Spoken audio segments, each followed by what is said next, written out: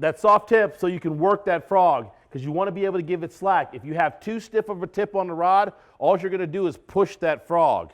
And when you're pushing that frog, you're not making the frog work right in open water.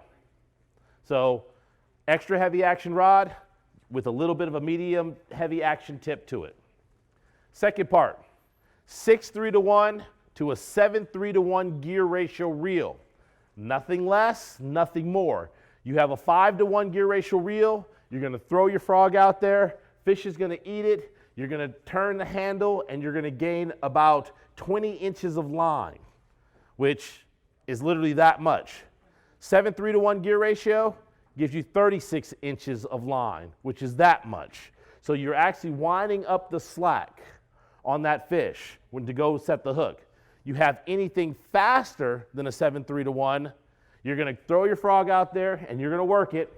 One's going to eat it and you're going to go, got him, and you're not going to be able to turn the handle on that fish because the gear ratio is too hard. It's kind of like when you want to go uphill on a bike, you'd rather have a mountain bike in low gear, but then when you're going downhill, you want something fast gear. So you're going to have a 5-pound bass, 10 pounds of grass, and you're not going to be able to turn the handle if you have an 8-to-1, a 9-to-1, or a 10-to-1 gear ratio.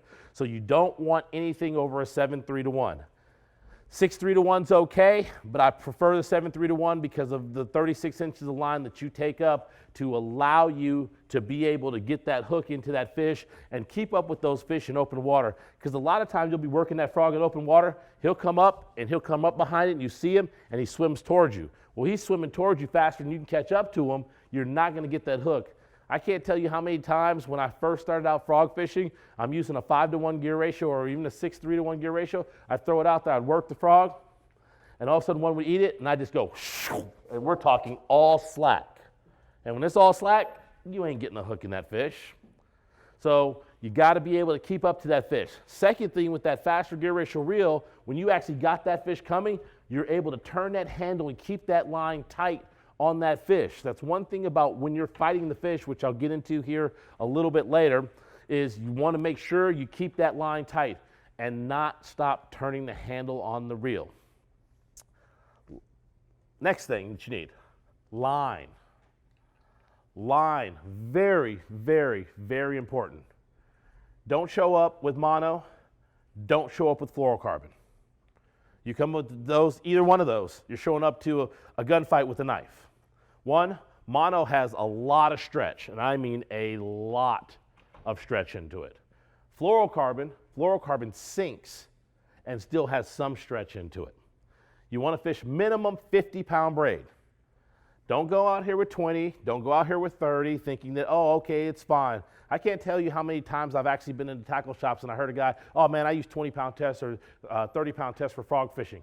I can break 20 or 30-pound tests with my hand. And when you're fishing a frog, you're probably fishing for better than average fish. So equipment is hugely, hugely, hugely important in this deal of having the right line. Got a guy coming on in. How you doing there, sir? No, it's okay. We just asked how you doing. Good. Good. So, you know, having that braided line, minimum 50, maximum 65. You don't need to go to 80. 80, you're towing trucks, fishing for tuna, catching something other than bass. So that's the part. Those are the three key things that you have to understand when you're frog fishing.